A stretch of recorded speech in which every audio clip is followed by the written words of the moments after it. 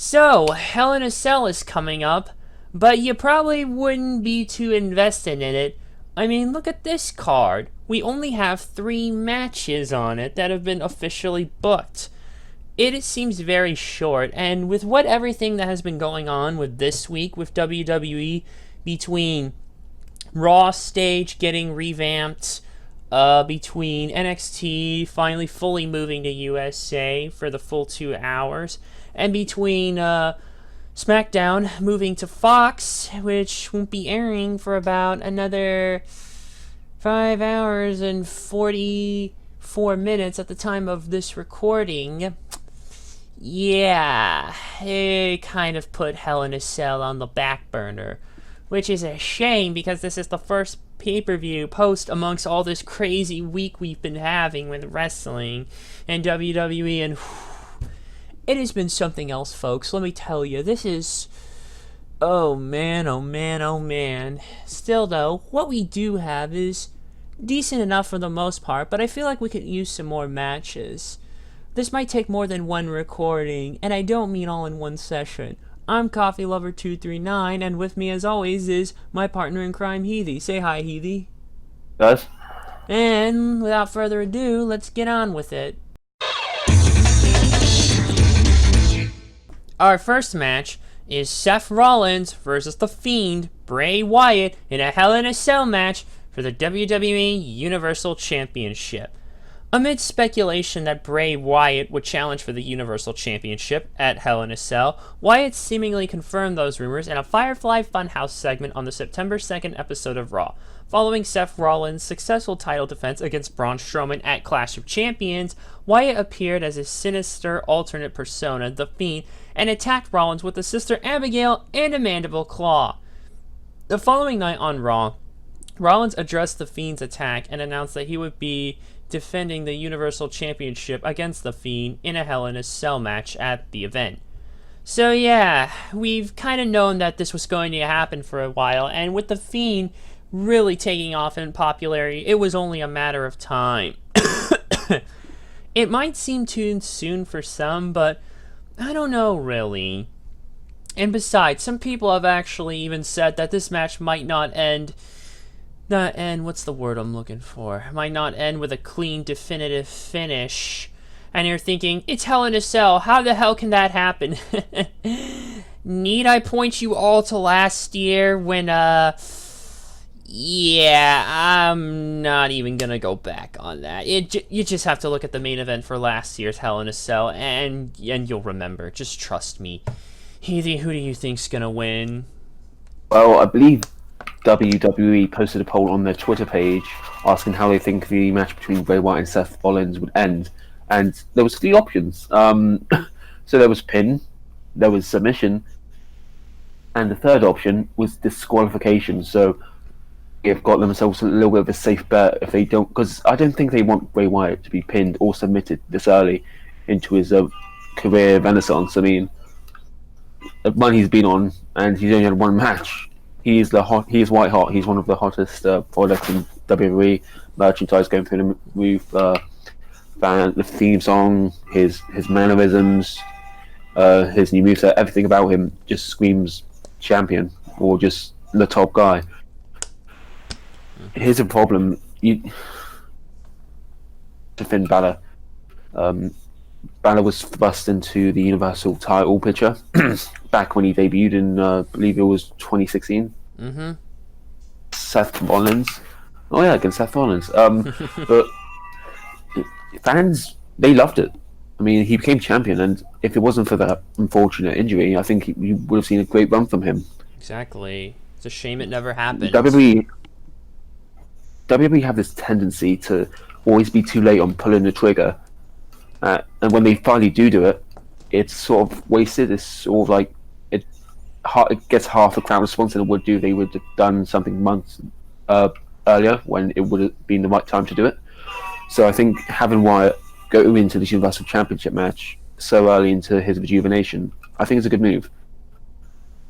And in the DQ, it just taints the Hell in a Cell concept. I mean, if any match has a no disqualification, Hell in a Cell. Mm-hmm.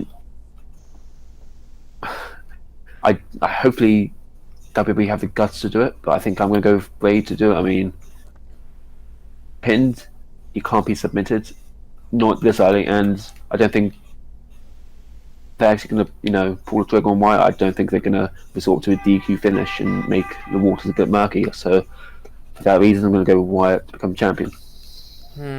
Yeah, looking at this whole thing, there have been not just a DQ, but there have been several other theories that someone may interfere in the match, that possibly Braun Strowman is revenge, but I don't know. Once the Fiend takes you down, he takes you down. Like, if you don't believe me, just ask Mick Foley and Kurt Angle and just about every other legend the Fiend has taken down. Hell, I would say ask Jerry the King Lawler, but now he's back doing commentary, so not sure about that. And looking at this, honestly, you may as well just give the title to the Fiend. Seth Rollins' time is pretty much over. It's pretty much over as Universal Champion. And even if it was just a seemingly almost kind of transitional-ish reign, I don't know.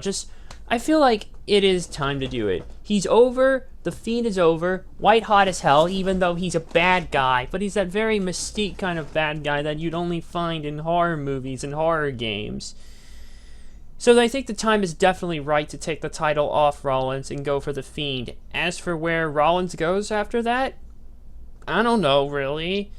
But what I do know is that they need to take advantage of this, and basically, they need to capitalize on the Fiend. If they don't, they're making a big mistake. So yes, the Fiend should definitely win, and I'm going with the Fiend as well, Bray Wyatt. Our next match is Becky Lynch versus Sasha Banks in a Hell in a Cell match for the WWE Raw Women's Championship. So at Clash of Champions, the Raw Women's Championship match between Becky Lynch and Sasha Banks somehow ended in a disqualification win for Banks, despite the fact that no actual ref came out and tried to stop the damn thing, and they just let them go and brawl on out, and the timekeeper was somehow not aware of any of this bullshit going on, and yeah, that ending was just like a car crash.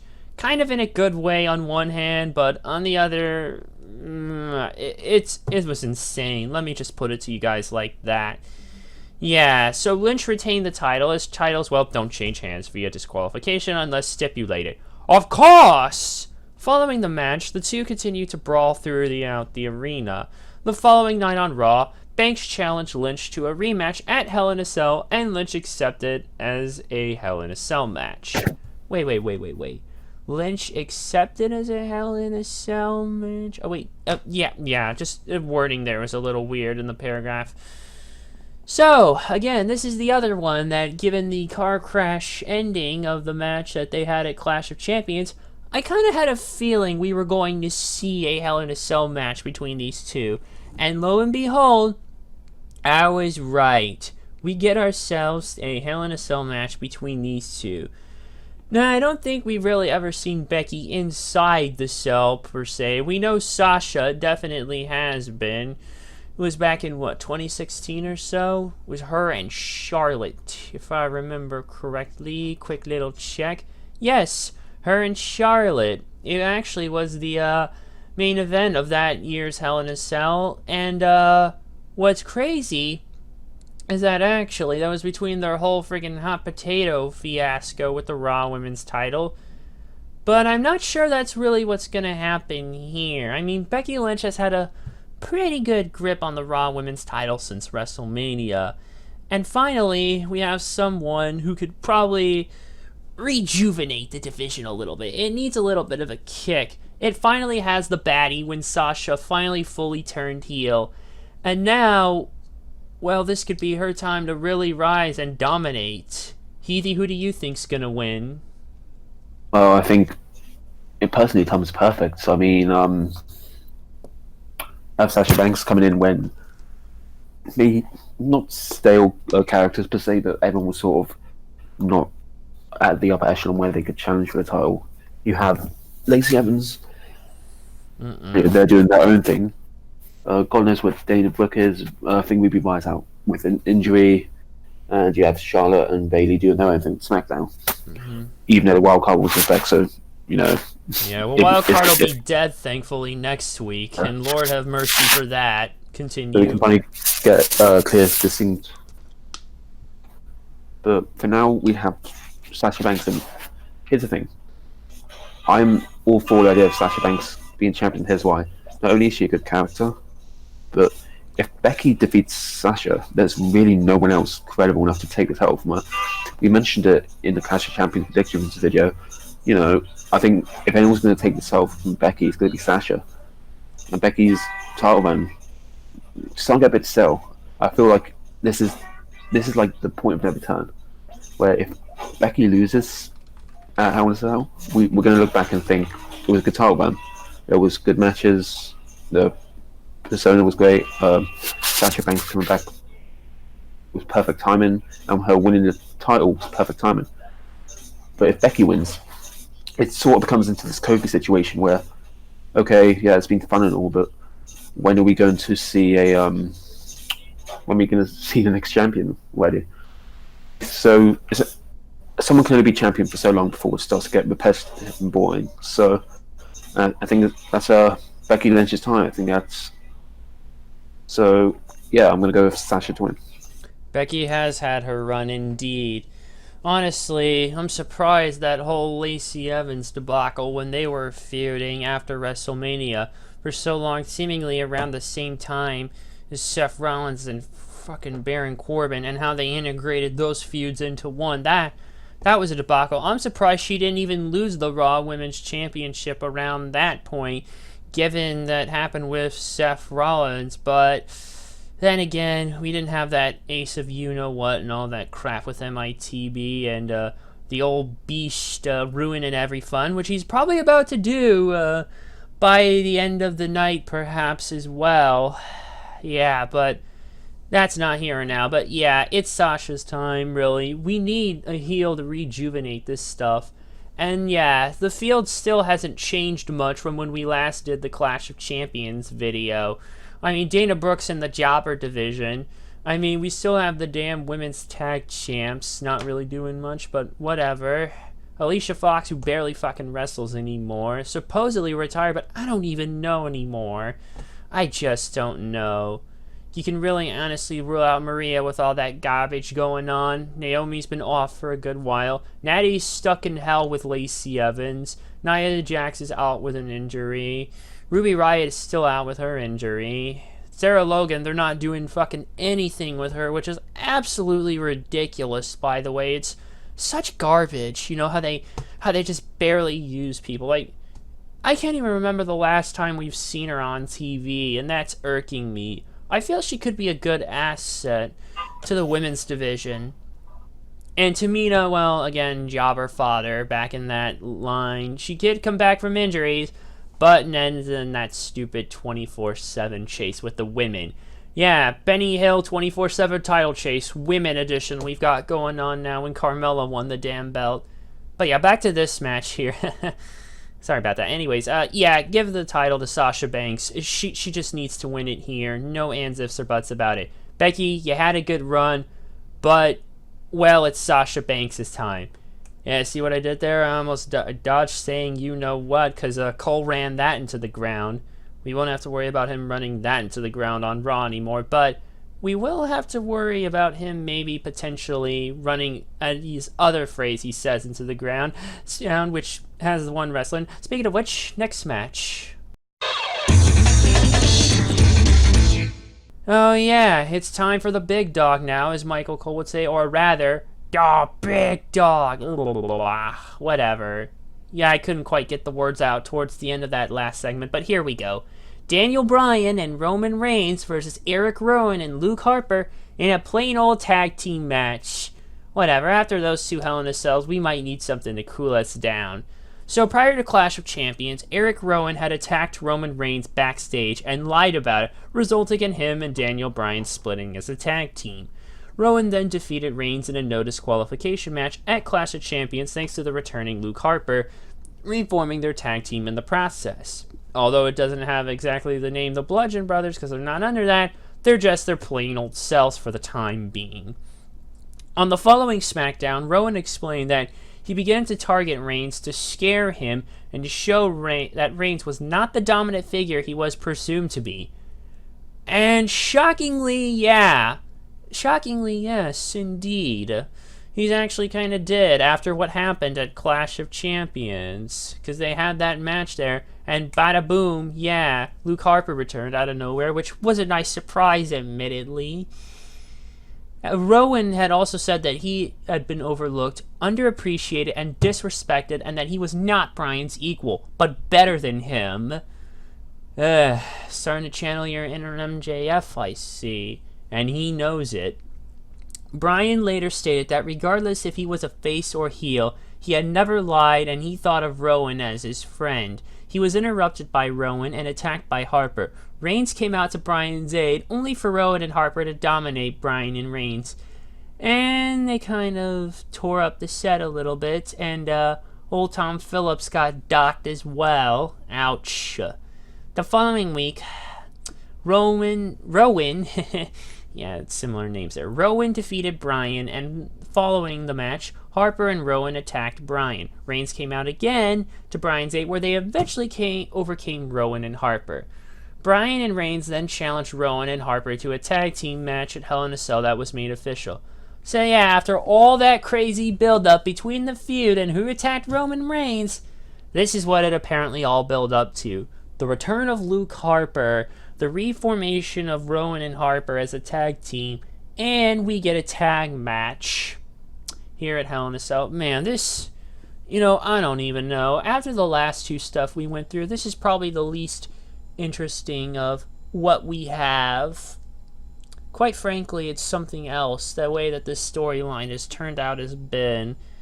But finally, it's culminating, hopefully for good, with this match, and I honestly don't have much else to say. So, Heathy, who do you think's gonna win?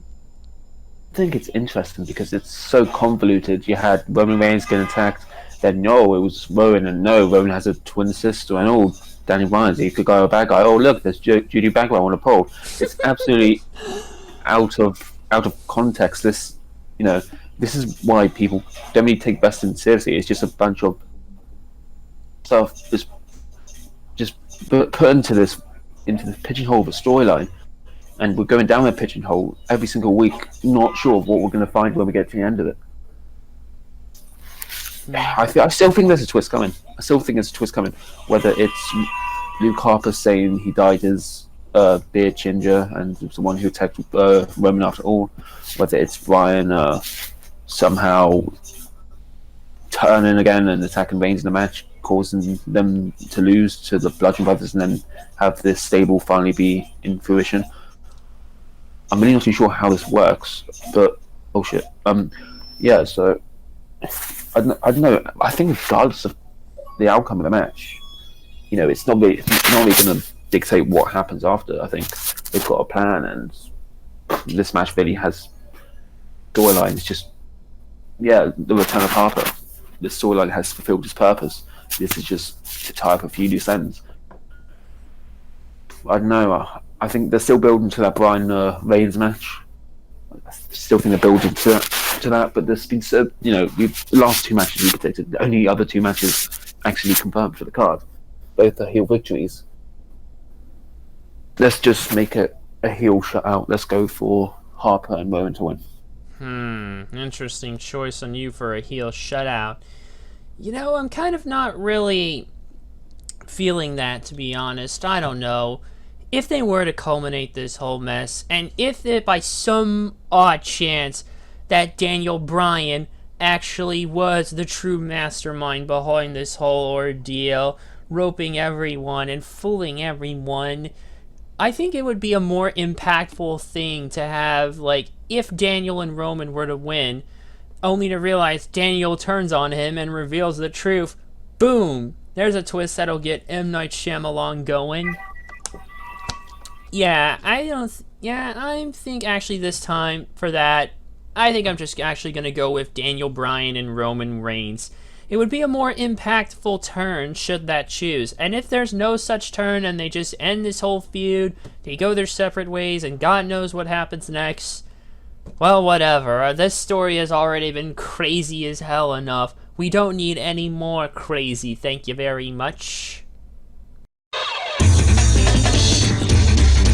So, this is recorded a couple days after the SmackDown that aired on Fox, which was fine aside from that ending and all, but, you know, whatever. And after all of that, we only get one match added to close it off. Bayley versus Charlotte Flair for the SmackDown Women's Championship.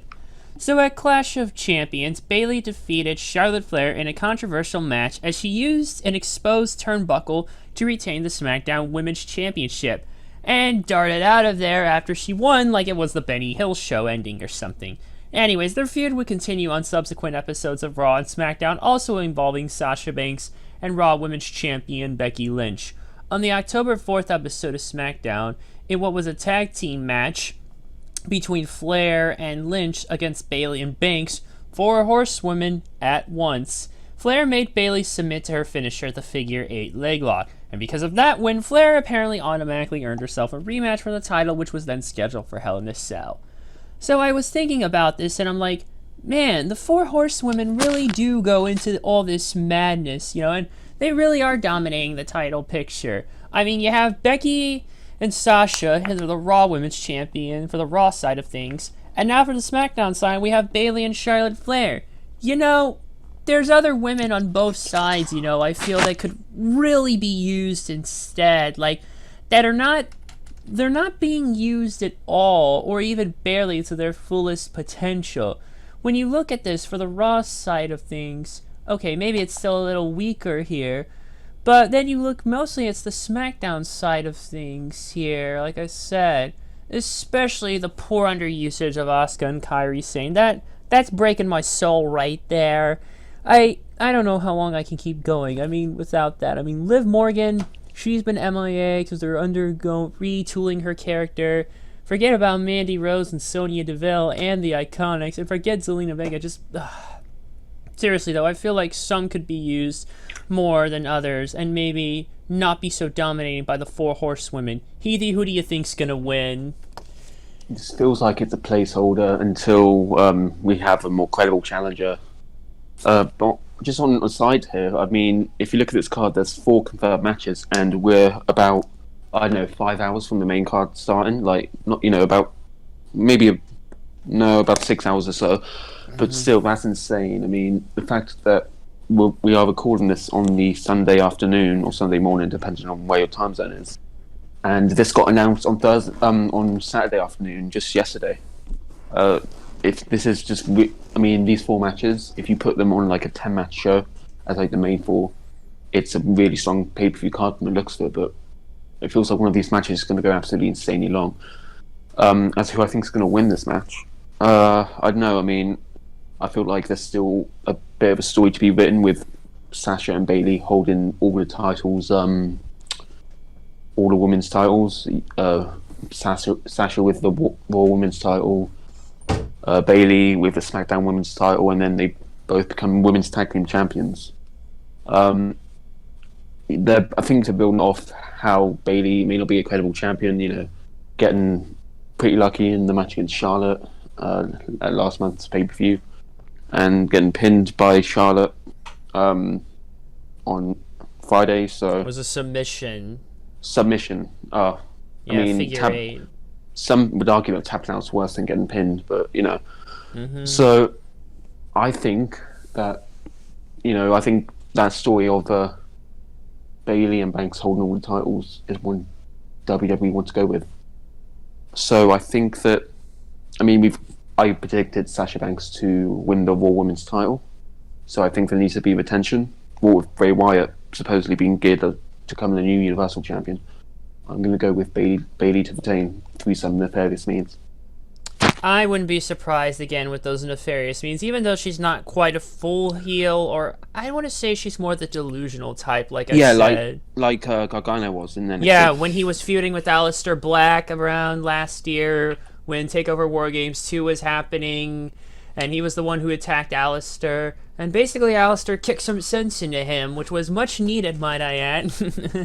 But yeah, this is kind of what's going on with Bayley, and you may as well. It's kind of an interesting thing. I never really thought about them holding all the titles and all the women's titles. And given how Alexa Bliss and Nikki Cross aren't doing much with the women's tag titles as of late, perhaps that might be what they need to refuel those titles. And why not just throw in the Raw and SmackDown women's titles for the hell of it, you know? Yeah, I think Bayley should retain. We shouldn't be in any rush to get Charlotte up there, to get her to tie her own father with title reigns. Otherwise, it's not going to feel special. So yeah, Bayley to retain. Well, there we go, folks. Sorry about the delay on this one, but between our real-life troubles and between WWE's real lack of more matches, like adding and stuff, and the short match card they've given us to work with, there's really not much we can do. But the good thing is, at least, I'm kind of reminded that NXT takeovers have typically only had about like around 5 matches or so on their cards, and they've always turned out very well done. So that's what I'm hoping the mindset is going into this pay-per-view. We don't have a big match card, but we have quality over quantity. That's what they should be attempting to strive for. We have more quality matches, and that way we can have less bad ones. And who knows? Maybe this event may actually rival a damn takeover. I don't know. With the exception of maybe one of these matches or 2. I don't know. It's really the Hell in a Cell matches, but that's what I'm hoping for. I'm hoping we get something good. And I'm hoping that we get a pretty solid show. But I've heard rumors that they want to end the Universal Championship Hell in a Cell match in a no contest, which don't, or I will personally raise hell again and be on some serious madness like what happened last year with you know what. But yeah, that's enough of that. I want to thank Heathy as always for being here with me despite all his real life stuff. Thanks for being here once again. Say bye, Heathy. Hey, if the quality is matched by the quantity of matches akin to TakeOver, I think it's going to be a really good show. So thanks for having me, and I'll see you next time. Oh, no problem. My pleasure. Always great to have you on. And next time, we'll see you next time when we... Oh, God. Oh, God, no. Not that show. Next time, anything but that show. Crown Jewel, somebody help!